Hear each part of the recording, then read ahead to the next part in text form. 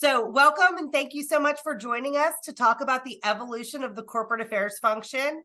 As many of you know, my name is Jessica Bayer and I lead the corporate affairs and communications executive search function here at DHR.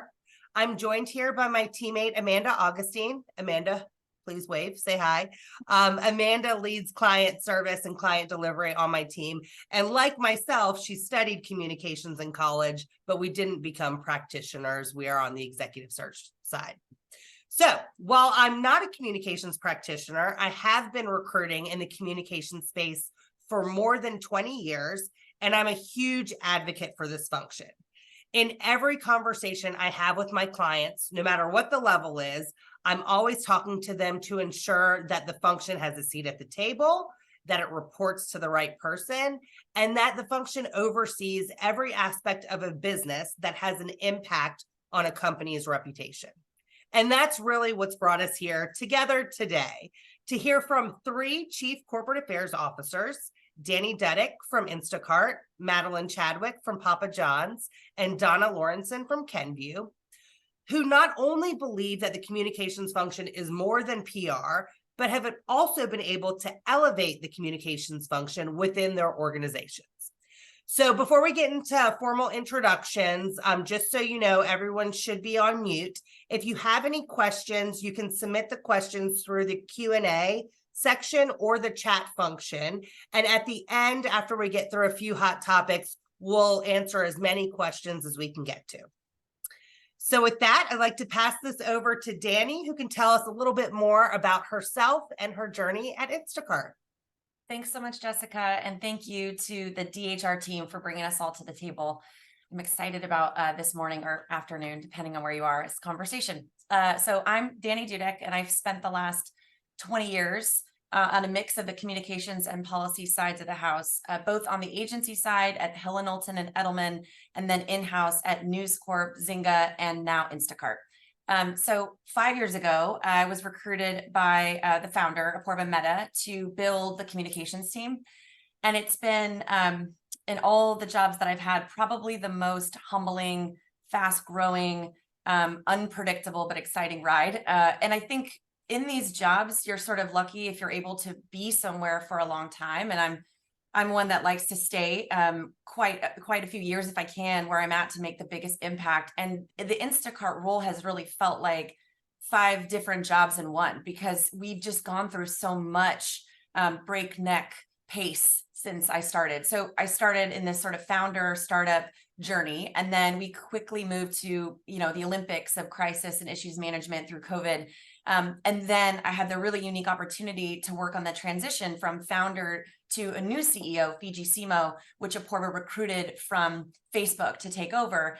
And then Fiji essentially refounded the company and had this entirely more ambitious and interesting vision that we got to partner to bring to life. And now we're evolving as an organization and preparing for our transition from the private to the public market. So it's really felt like in 5 years, 5 different chapters, and it's been amazing. So I oversee 2 primary pieces of the house, and then a bunch of other things that tuck under the umbrella. Communications, which is everything from crisis to financial, to brand comms, social impact, shopper engagement, policy comms, and on, retail advertising. I know I'm missing a lot.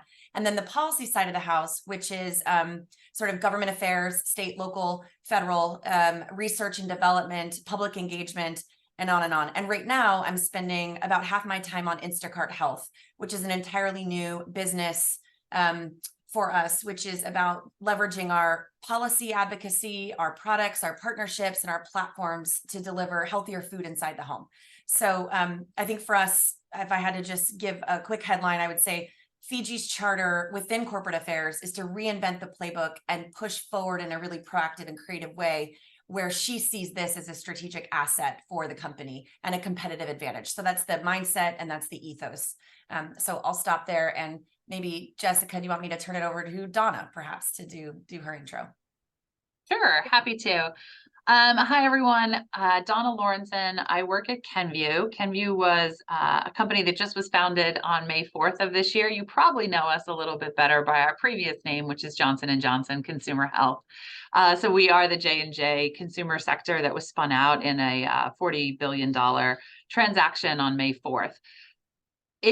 My story is a little bit different in the sense of, because we were a separate company, we're going to get into a little bit more about how you form a corporate affairs function. But because we were spinning out to a new company, it's a little bit easier to reconfigure things when you're in that moment. So my experience is that I was at J&J for about 7 years, a little over 7.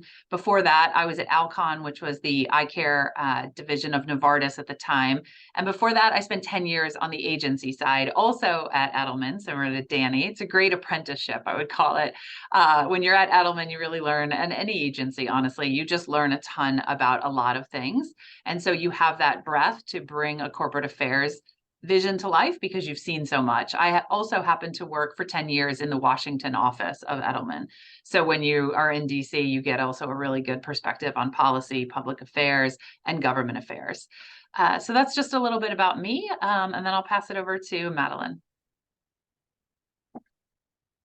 Hi, everyone. Excited to be here and really honored to be part of this group to talk to you all today. And, this is kind of fun because I think there's a lot of commonalities in our stories, but there's some key differences, I think, in how we kind of got to where we are within our organizations in terms of our roles.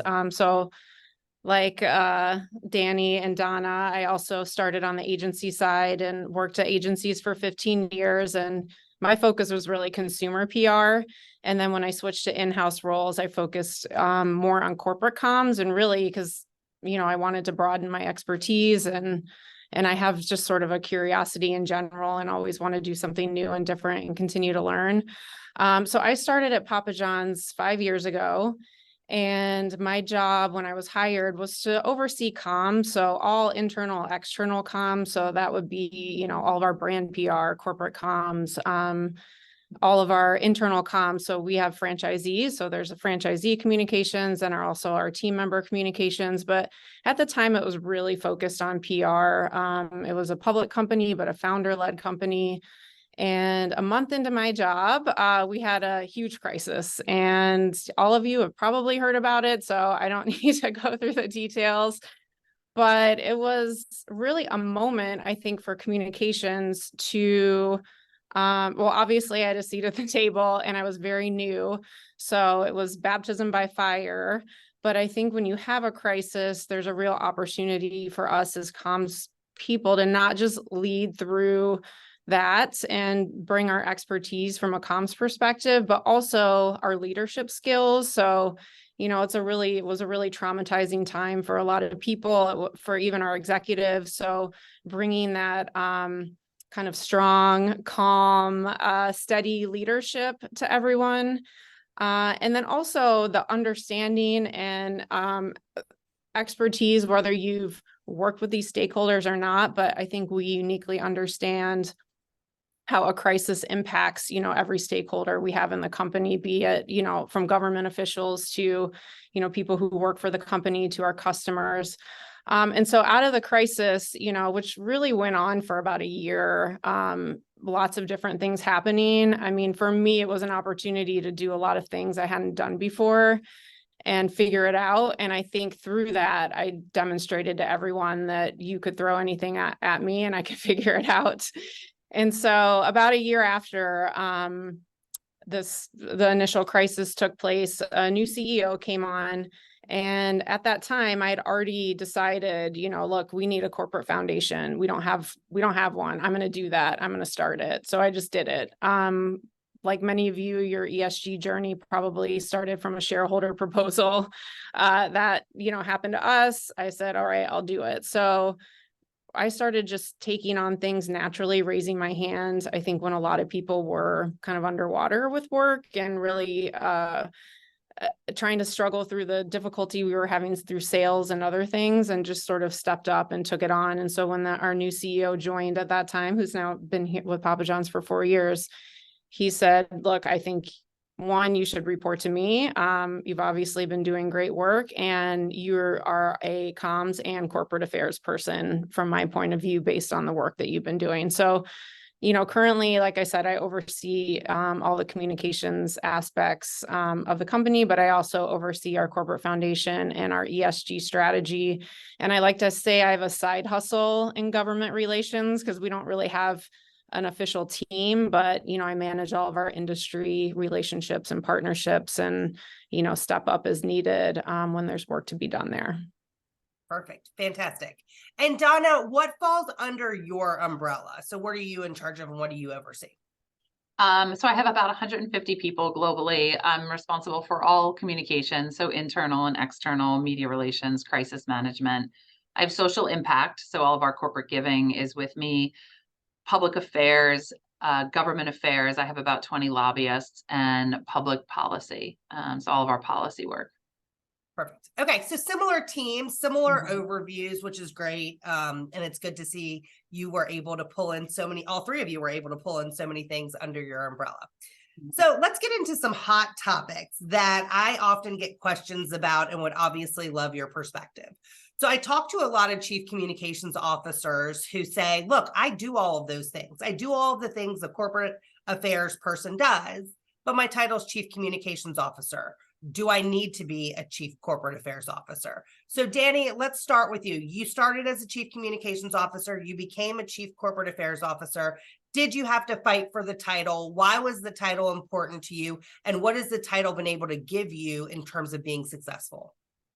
That's a great question. I mean, I think my orientation comes from largely technology and media, where the communication seat is a hot one in the company. It's an important strategic seat. It's right next to the CEO or founder. So there's a great deal of strategic importance and respect put on that seat. But it's less maybe common in technology, unless you're at extreme scale, to have the corporate affairs function. And so in our scale and journey, it was quite new, but it felt right to me and our CEO, Fiji Simo. So it felt more right after we joined the communications and the policy government affairs team. That had to happen for that to make sense, I think. But it was less of a fight, much less of a fight, and much more about co-creating this path and this opportunity with Fiji, our CEO. So I think it was really born out of her refounding the company and having this vision for where we could take Instacart, but rooted really in this idea that our mission to create a world where everyone has access to the food they love and more time to enjoy it together, that access would root us in a lot of the work.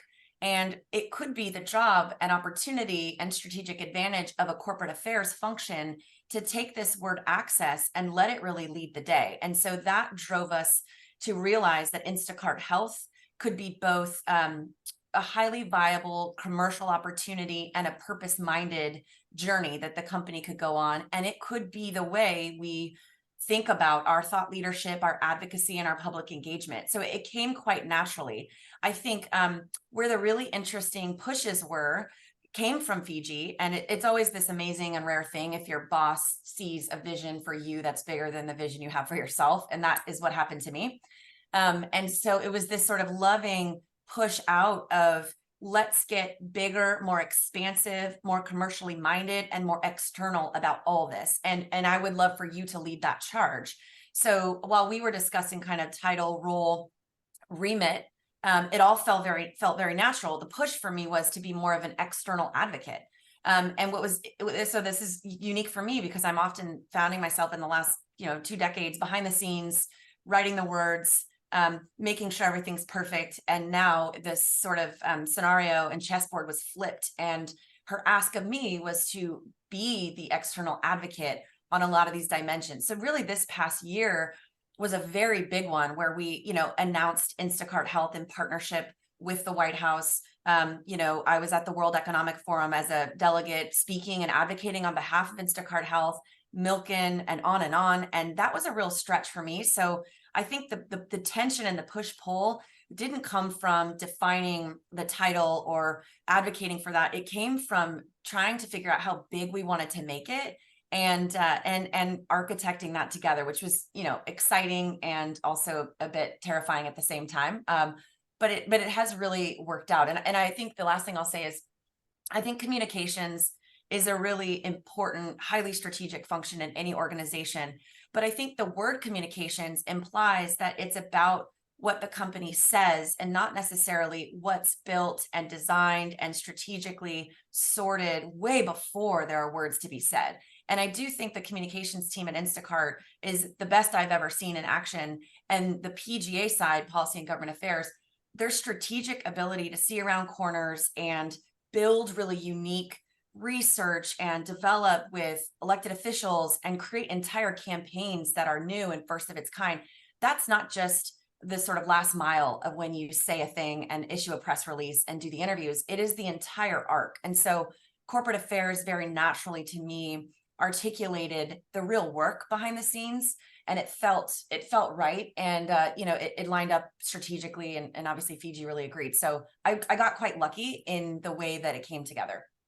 So it wasn't a battle. You didn't. Wasn't a battle. Donna, I know your experience was a little bit different in that you kind of launched this division. Can you tell us a little bit about the corporate affairs title for you? Right. I'll take a little bit of a contrarian position in the sense of I don't think the title matters, but it does. The work matters. To Dani's point, the work matters a ton. And so I had to interview for the role. It was a competitive slate, and so I had a proposal about why these things should come together. And I think that's the salient point here for everyone that's on the call is how do you sell in why these things come together? And so what I did is I talked about, if you rewind the clock 5 years, maybe 10 years, we all used to have those stakeholder map slides that used to look like a bullseye, right? In the center was like political, like policy people, opinion elites. Then as you went out in the circle, you had customers. And then on the outer edge, you really had like consumers out on the border. So if you could get to the center, you really were telling your story to the right people. But that is all gone now. That is not how it is. It is now a straight line. It is stakeholder capitalism. Everyone has a chance to destroy your stock equally. So you have to talk to customers, consumers, policy folks, regulatory, any trade association, all of them equally. And you have to run a red thread through it. And that's the narrative, and that's communications. So I don't want to get hung up on a title. If you want to call me Chief Communications Officer, if you want to call me, Donna, doesn't matter. As long as I'm responsible for running that red thread cleanly and clearly through all stakeholders, that's what matters, because that's what's going to help your company build your reputation, is having that one storyline through. And so that was my pitch to putting it all together.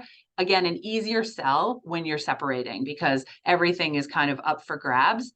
And so at that point, you can just say, like, it makes most sense here. And it made sense for me in that role because I had spent 10 years in Washington. So it's also about what skill sets you're bringing to the table, if you can make the case. Well, that's a perfect segue into the next topic. Well, first, Madeline, do you have anything to add? And then if not, I'll jump into the next topic with you. Yeah, the only thing I would add quickly is I've never been much of a title person, so I didn't really. It didn't bother me. I didn't really care. I think I mentioned in my opener that the CEO who joined, who has a marketing background, so it's been beneficial to me because he gets more, I think, what I do day to day than sometimes other leaders that you work with. Gave me a corporate affairs title.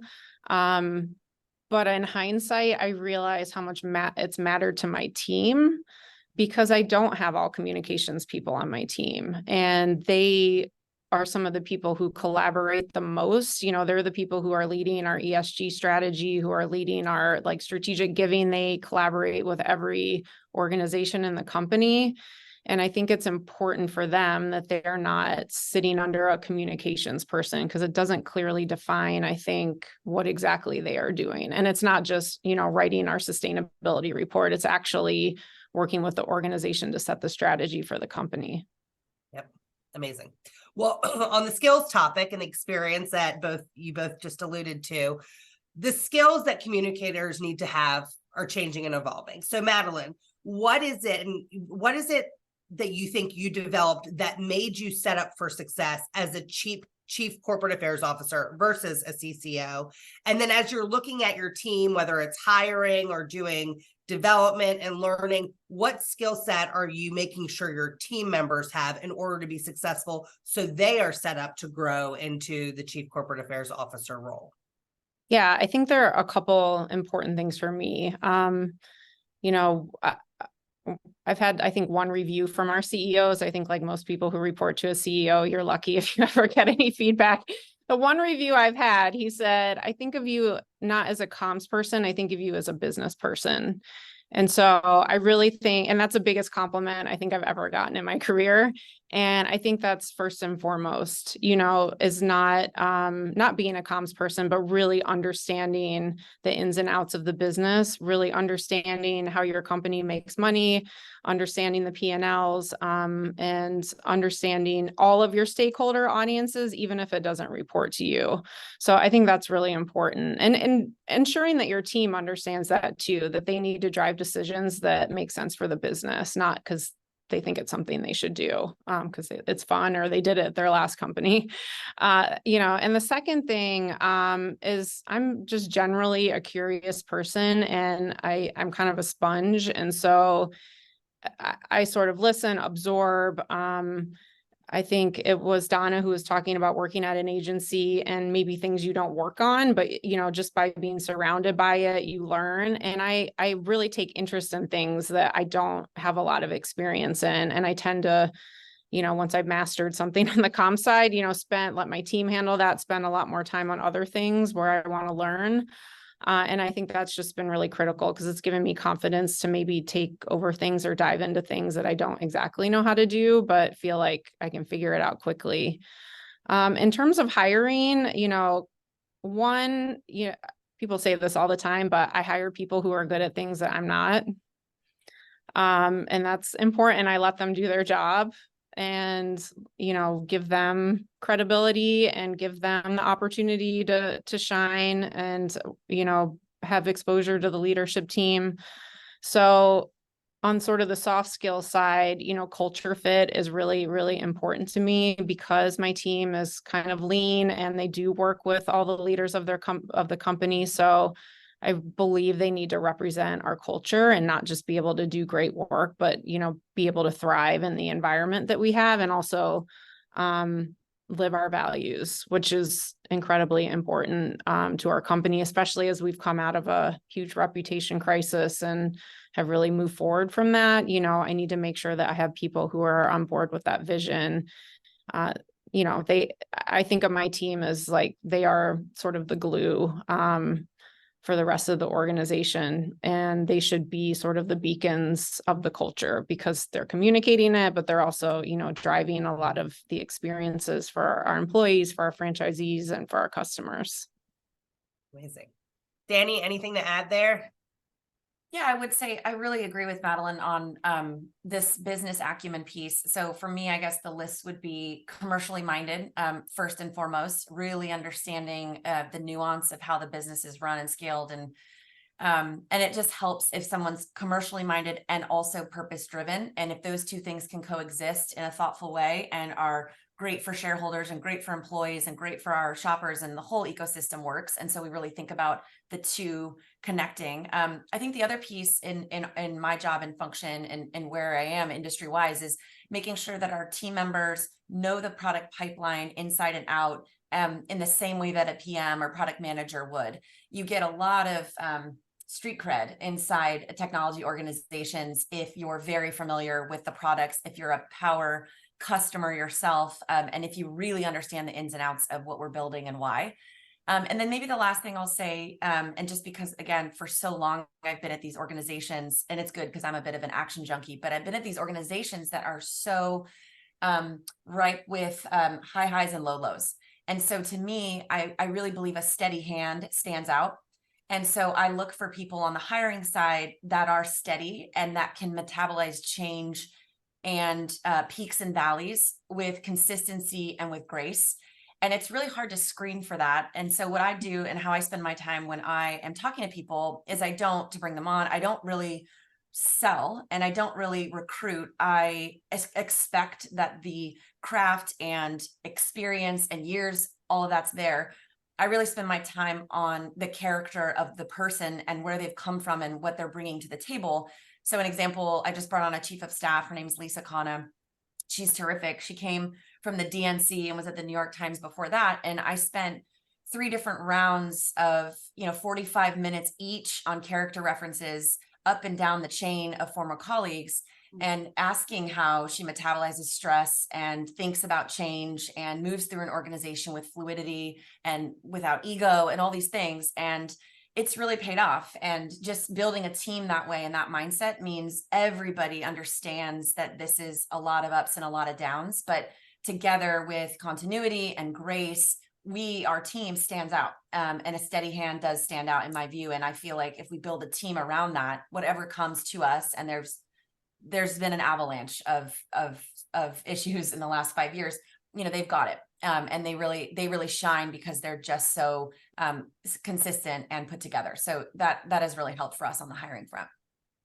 Great. Donna, anything before we get into the next topic? No, I'll let you keep going. Right. So this is the big one. Executive buy-in and internal education.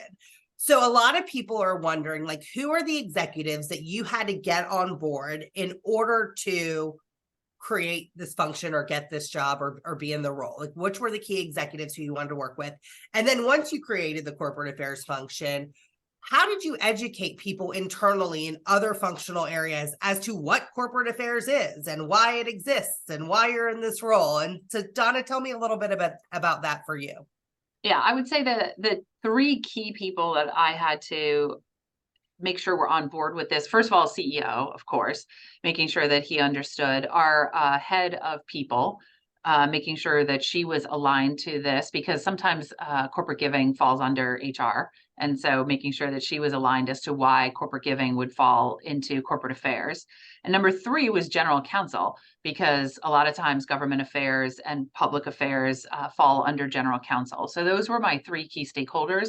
Again, I was lucky in the sense that everything was reshuffling. So those were easier conversations. I think when someone already owns government affairs and then you're coming in and saying, no, it should live with me, it's a much, much tougher sell. So I was very, very lucky in that sense. And also I had great partners. So, and I think it makes sense, though, if you can talk about the clarity of message. And if we're all aligned to simplicity, red thread, you need to make sure that you're speaking in one voice, especially as your reputation building. So for me, it's separating from J&J and building a new brand for Kenvue.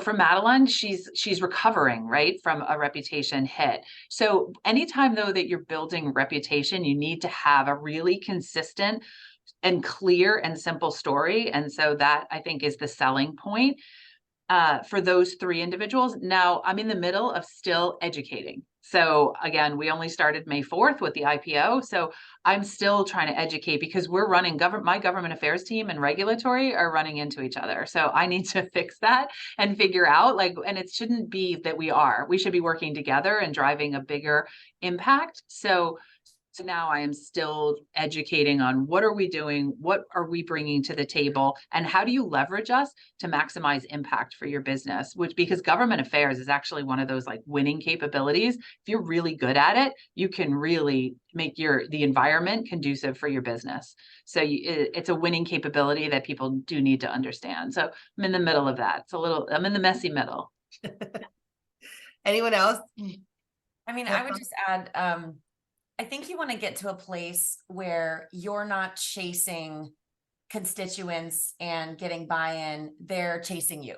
And they're chasing you at the early side of the arc, where the idea, the opportunity, the product, the campaign is just a seed of an idea and being built.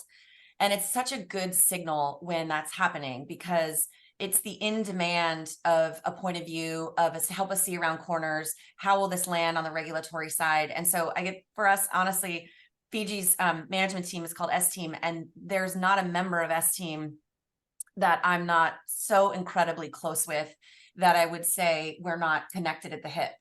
We're flanked in a straight line, and everyone's in lockstep. We're doing a really intense thing right now, so it makes sense that would be the case. But for me, our CFO, Nick Giovanni, who was at Goldman for 2 decades, is incredible and has been an amazing partner over the last year for me on so many fronts, because we're commercially minded, everything has to be financially modeled. We have to understand the risks, the impacts. And that's a really special skill to have a partner like that. Christina Hall is our head of HR, former LinkedIn and Facebook. And just to have somebody really understand the people first communication aspect of this, where this function is strategic, not insurance, where she's chasing us to get our take on things as, environments and, cultures changing and evolving and strengthening. And then lastly, I would say COO. So we talk a lot about, Fiji and I are luckily quite close, and it's a great relationship. And so that tone is set at the top, that has to be right. But the COO kind of runs the trains, right? So our COO, her name's Asha Sharma. She runs product, she runs shopper, she runs marketing, she runs ops. And so to make sure that every leader that's running the business understands when you should be brought in and the effect that you can have is just critical. So I actually spend a lot of my time on the relationships across the org, probably a disproportionate amount of my time. And it just really pays off because I feel like I'm snow plowing the way for my team to just always have an open path to do what they need to do. Love it. Madeline, any thoughts? I mean, I would just echo 100% what Dani said. And I've had to learn this the hard way in past jobs, but, I've really learned that your relationship with your peers, ours is the executive leadership team, but every single person on that team, I have a relationship with, and I spend a lot of time investing in that relationship, from a personal front and a work front. And so it makes these conversations very easy. There's never any friction. There's not really like land grabbing for work. It's really conversations about what makes the most sense strategically for the company. And it's helped tremendously, and helped with my team too. As Dani said, they have the respect of the entire organization, and because they do great work, but I think also because from a leadership standpoint, I have all the relationships there to help, remove any obstacles that come their way. Great. I was just going to add one more thing to that, Madeline. What I think is really interesting about the relationships is because you've been there 5 years and you had a really hard thing happen really early, you probably quite quickly caught everybody's respect and appreciation.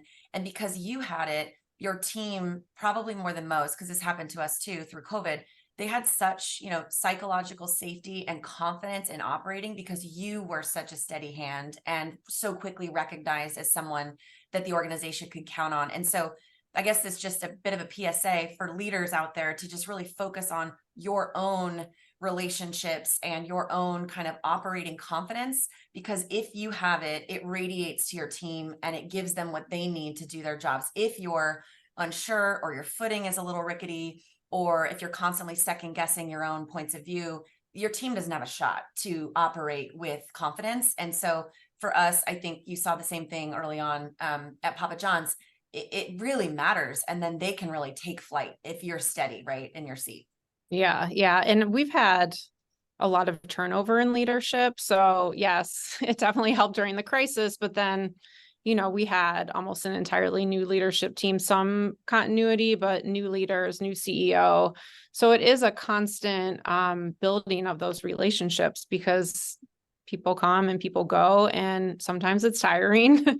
Sometimes you're like, oh, we have another new person, but, investing the time in the front end goes a really long way. The other thing I would add, for those of you who work with a public company and have the opportunity, relationships with board members and our board chair has been really valuable to me, because, at the end of the day, they weigh in too on my title, my compensation, all of that. And so I was very fortunate through the crisis to work with a lot of them directly and build those relationships. But even if you don't have, that one sort of crisis moment, I think over time, it's like figuring out who are the key influencers in that group and starting to, get to know them a little bit more and have them get to know you, and figure out, again, organically where it makes sense to showcase your work. Like a lot of mine is through our corporate governance and nominating committee, who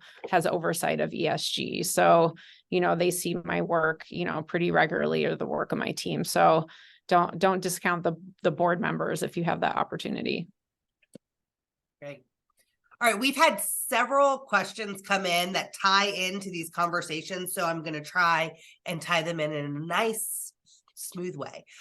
So it sounds like everyone had a pretty organic experience in terms of becoming the chief corporate affairs officer. Who had a hurdle? Who had something that they had to overcome, and what was that issue, and how did you overcome it? Because I feel like a lot of people who are listening today, it's not as organic, and they do have to fight, and there is a battle ahead of them. So what was your hurdle and how did you overcome it? And this is to whoever has a perspective. Yeah, I'll start and just say that government affairs, looping in GA, was the toughest one, because that is a specialty. You have to, most countries require you to be a registered lobbyist to lead government affairs, or your team rather are registered lobbyists, and so there's a whole compliance component to it. And I think there's a belief that really lives under general counsel, under legal, and so that was my hurdle that I had to overcome. Like I said, I spent 10 years in DC. I wasn't a registered lobbyist though, but I had a very good understanding of how a bill becomes a law and how legislation moves and how you can influence elected officials. So selling that part in and talking about that consistency of messaging between all of our external and internal communications into all of our stakeholder communications, which includes elected officials. That was the hardest hurdle. I saw in the chat that I'm sure someone out there is facing resistance with general counsel. I think you always face resistance when you're trying to talk about people's spans of control. And not everyone, I know everyone's saying right now that they have great relationships across their leadership teams, but these are also human beings, and human beings don't want to lose what they own and what they can control. So you have to just talk about partnership, how you're going to work together, but why it makes sense to put it all together. It really does make sense from a business perspective. So you have to create that business case. I also felt like I could do it in a very lean way, because I don't need my lobbyists to create all the content. I can create all of that with my junior staff and my team, because it's all one team. So with a very lean group of 20 lobbyists around the world, I think I can, deliver government affairs efficiently for a company of my size in my space. Just to chime in on hurdles, I think one hurdle as you're adding functions, marrying teams, and creating new relationships across the board within a corporate affairs function is scale. And I think because a lot of my career had been focused on more pure communications, it was a fun challenge to scale and get up and out of the day-to-day that maybe the role started at. So I joined as the first communications person. Literally, there was 4 agencies representing Instacart. No one was answering the phone. The whole thing was upside down, an incredible circus with not one full-time person inside the house. So to scale that function and then add another, the scale piece of it was something I had to adjust to quite quickly when I took on a bigger role. And what that literally meant operationally was to make sure we had 2 VPs, one on PGA, policy and government affairs, one on comms, and then an incredibly talented leads bench underneath each, and making sure that you're freeing up your time and doing an entirely different job overseeing that function than maybe you started doing, right? And so the evolution is one that might be uncomfortable, because scale is a hard thing, especially when it happens quickly. But to free up yourself so that you can advocate and evangelize, build relationships, travel, speak at conferences, run up and down the hill if need be, like those things take a lot of time, and that is the job, at least for me. And so I had to just get right with that. I was home a little less. I was traveling a lot more. And so there was a scale aspect to the hurdle that I had to get used to, which was fun and hard. And I think it's now evened out a bit, but in the beginning, it was definitely a new thing. Great. Madeline, anything to add? Not hurdles specifically, but just like one piece of advice I would have from my perspective, it's sometimes it's a long game, and sometimes it's not ownership of something, it's influence. So I would question, why do you want to own it? And do you need to own it? Sometimes having influence is just as important, and really all you need. So I'll use investor relations as an example. You know, it's never been under my team. It's always been under finance, but through my entire time at the company, have had a large amount of influence in that space. I mean, it started out because we actually didn't have a full-time IR person. Our founder owned a significant amount of shares, and so we just didn't have a lot of analysts covering us. And so, you know, I worked really closely with that person, really just from a capacity standpoint. And I wanted to help because I wanted to learn it. And so I had the ability to sort of get in there and help. And so over time, my expertise and my influence has grown in that space. And while it doesn't report to me, you know, the CEO may still look to me and say, hey, what do you think about this? I still weigh in on certain things. And that continues because I have a close relationship with our IR lead, and that person sees me as an ally and somebody who's helpful, not somebody who's trying to come in and like take their work. So I think you can still have a lot of participation and influence of things without having to necessarily own it. And you know, you need to think about what's right for the business. And if everything's working okay, you know, do you really need to sort of get in there and fight for something that maybe doesn't make sense? A great point. Okay, this is an interesting question. So if you were to think back to your time as a chief communications officer and what you focused on and what you did day to day, and then now in your role as a chief corporate affairs officer, where have your priorities shifted? What does your role look like that's different in terms of what it looked like as a CCO and what you're doing day to day, minute to minute, hour to hour? Yeah, I can go. I'm sure you've all, you know, been in seats where you think, what is my boss doing all this time? I feel like I'm doing all the work. And now I realize I spend a lot of time with our executive team, a lot of time. So a lot of time in business discussions, business meetings, and advising them. You know, they call me for advice on things and, you know, having strategic conversations. So that's a lot of my time. I would say the biggest part of my job is helping my team be successful. And one is being able to come out of those strategic meetings and strategic conversations and connect them with the business and what's going on in the business so they can make smart decisions and they can be focused on the right work. So how can I take, you know, what I'm learning and translate it to my team? And then my other, you know, job for them is really removing of obstacles, like what's making their job hard? How can I make it easier?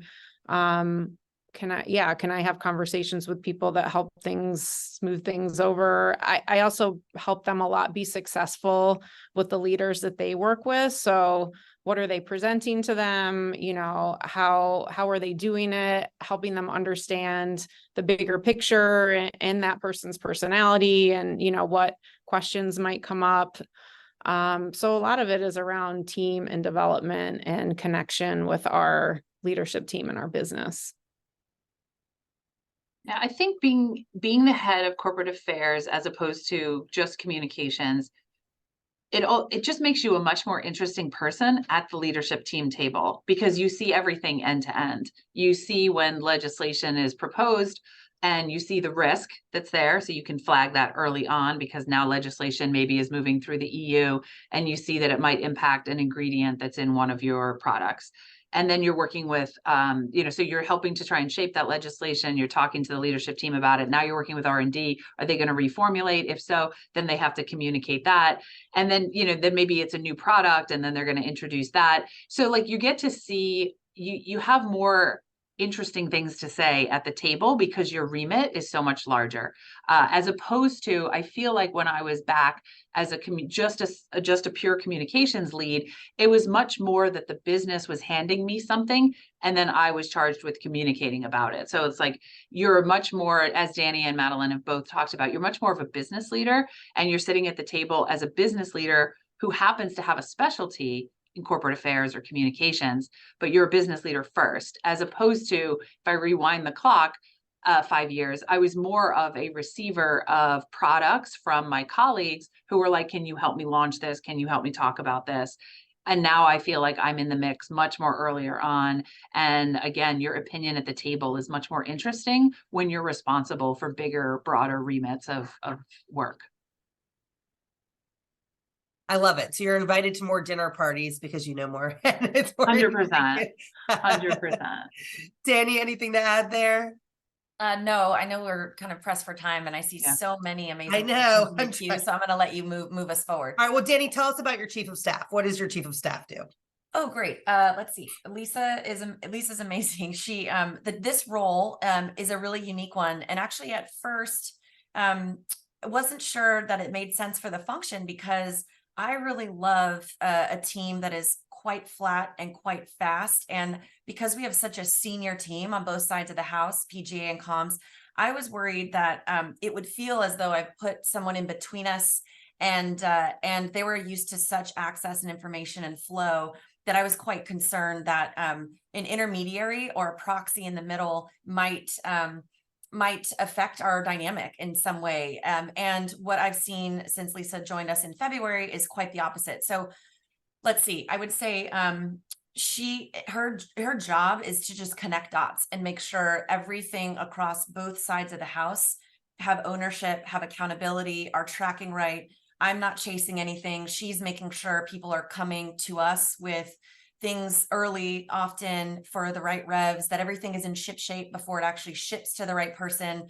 Quite simply and operationally, I start my day every day knowing exactly what's going to happen. Like last night, there's detailed notes about today and this session and what's happening at 10 a.m. for me Pacific so just never being surprised and having a very smooth operating approach to what we're doing is pretty important. And she sort of manages that flawlessly. She's also exceptionally good at crisis. So I think the challenge with crisis work is that when a crisis happens, if your team is tight and everybody's sort of to the gills with their own priorities, it's hard to drop everything and everyone focus on that crisis. But to have a few extra hyper strategic people in the field that can immediately organize around a crisis and ensure that any project is done flawlessly is really important. So she kind of quarterbacks really key strategic efforts in that way that we would otherwise have to pull people off other work. And also on this, additionally, she's helps with any high priority kind of S team or management team events or opportunities. And so we're doing a lot of that right now. So yeah, I mean, I would say if anyone is thinking about bringing on a chief of staff, I'm happy to talk you through my journey. And I don't want to volunteer Lisa, but I know she's on the line because she's amazing at her job. She would probably be happy to talk to you as well. She's because she came from the DNC, she's actually like a White House reservist and does a lot of event and advance work on behalf of the White House and the president. So she just returned from actually the NATO summit where she was responsible for one of the events that the president did. And so she does this really interesting personal and professional path where she we agree on a couple of these big moments a year where she personally is going to go heads down and spend a week doing that and then brings back that perspective, those relationships, and does these sessions to kind of teach the team. So look, it's hard to find someone like that. She's a unicorn, no doubt, but to find somebody with a really well-rounded background experience, and for us coming from both media, policy, politics, it's like exactly what you want in someone like that. So I'm happy to spend time talking about that offline to just send me a LinkedIn DM and we can chat about it. But it's quite new for me, but I couldn't imagine my life without it at this point. Well, it sounds like you were looking for a unicorn and you found one. So that's great. I also know an executive search firm who's able to help you find those unicorns. Amazing. So. Hi, Lisa. I know you're on the line. Sorry to embarrass you. Okay, several questions about ESG. So for those who are overseeing ESG, what are the biggest challenges you've had with building out the strategy and integrating it into the business? And then also, are you in charge of charitable donations? And what's the process and strategy for those donations or sponsorships? Anyone? I don't oversee ESG. I do oversee charitable donations, and we do partner really closely with ESG. I will just say making sure that all of your charitable donations align to your ESG strategy it's a Herculean task because we have a lot of brands, like more than 60 brands, and they all want to do their own sometimes charitable donations. So making sure that it ladders up to a global ESG strategy is really important. Because that way you get credit for everything that you're doing and that you're all working together to try and really, again, do fewer things better. And so that's how we partner really closely with the ESG team. I have ESG, so I can talk about it. Biggest challenges. I mean, there's just never enough time and resource to do everything you think you should be doing. So I think it's prioritizing, and being okay with the journey, kind of where you are. I've also sometimes found it challenging. There's from a leadership standpoint, there's different executives who think different things are important. And then sometimes you have a board, which often a board weighs in on ESG, who is also pushing you to do things. So how do you continue to balance, like, what's important for the business? That's also, first and foremost, you need to focus on that. Second, what are key stakeholders asking for? And if it's maybe something that you're not focused on, like, how do you manage that? Is there a way to educate them on a proactive way on what the strategy is so you can kind of manage through those things? So, it's a growing space. It's an evolving space. Our journey is very new. Some companies have been doing this for like 20 years. We've been doing it for a couple. So I think, yeah, for us, it's like managing what needs to be done, prioritizing, and then making sure we're getting the resource for it, but not too much resource. It's got to make sense for the business. So we're not overspending on things that maybe the business isn't prioritizing. I would just add one thing that we're doing on our side, is there's so much that you can weigh in on the ESG landscape. And because, like Madeline, we're quite new in our journey, we're taking a bit of a different tact. I mean, unsurprisingly, if the goal is to reinvent the playbook and do things very differently and creatively, the tact that we're taking is not just sort of looking at ESG as an industry scorecard and how we measure up in the scorecard we're given, but rather what are our super unique superpowers that we should lean into that allow us to articulate our priorities and tell a really clear impact story. So less ESG and more impact. And by framing it through the lens of impact, and again, we're quite new in this journey, but this is like early days, how it's being baked inside the house, is impact is a wider aperture. So we can talk about economic opportunity, we can talk about diversity, we can talk about environmental, and our environmental lens is our belief that we can most directly and positively affect environment if we focus on food systems and supply chain where we can have the biggest impact. So now we're in a commercially minded zone with Instacart Health. We're thinking about the role our retailers play, food waste, and all of a sudden it gets really interesting and much more strategic and focus on where we can play rather than the scorecard that the industry gives to us. So when we think about kind of the early architecture around our impact report or our impact point of view will be where we know we should play and where we're doing really interesting things, and then being clear to articulate where we have work to do, but to be much more proactive and creative about how we tell our story, because that's the way we think about corporate affairs more broadly. So I'm really excited actually about this journey as it's taking shape for us, but we are doing it in a bit of a different way. So excited to see how that takes shape. And are you calling it ESG, or have you guys branded this differently? I think we'll call it impact. And impact. Yeah, we basically call it ESG to shareholders because that's what they call it, but it's not really a term that ever caught on with our employees. Most people don't know what that means. So we sort of shifted it to call it, our purpose-driven work. Our report is a corporate responsibility report, so it's not an ESG report. So yes, definitely mindful of the what's going on right now in the world and being careful about what you call ESG. I mean, the reality is for us, like probably like the other ladies on this phone, on this call, is that most of our ESG work existed before we started tracking it and writing a report. It's all things that are critical to your business. So for us, it's, our supply chain, how we source our ingredients, our suppliers, it's, the impact that we make on our communities, and it's how we treat our people. So what are the opportunities we give our people? What are the benefits we give our people? How do we pay our people? Are we equitable? All of those things. So there's not a lot of new things that have come up since we actually had a formalized, sort of plan and strategy around it. It's got to come from the business and what makes sense for you. Now, that said, there are things coming in the pipeline, like SEC rules around climate disclosures and all those things that we need to then think about. So there's like a compliance aspect to it too. So sometimes that drives some work that maybe we wouldn't have prioritized otherwise. But yeah, the majority of it you should have a story there already. It's just, you need to uncover it and then start putting metrics behind it. Great. All right. We only have 4 minutes left. So last question.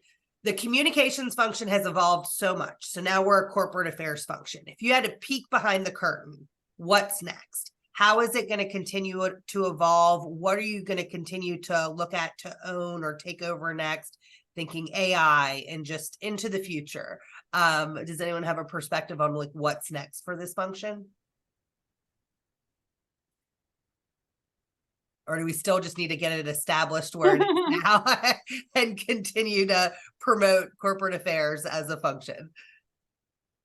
I mean, I think AI is going to we're doing testing right now with ChatGPT to see if it can help accelerate what we do every day. Can they create content? Can we use AI to move faster and to help us augment our people so that our people can be doing more, or you could do more with less.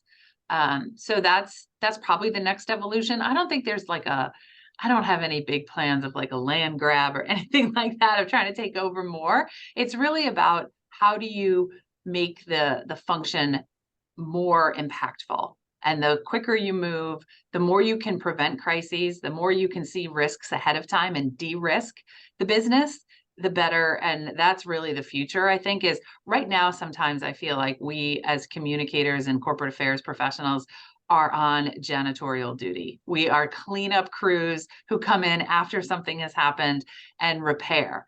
And I would love to see a day where we de-risk and avoid the spill, and so that there's no cleanup required. That would be my hope for the future.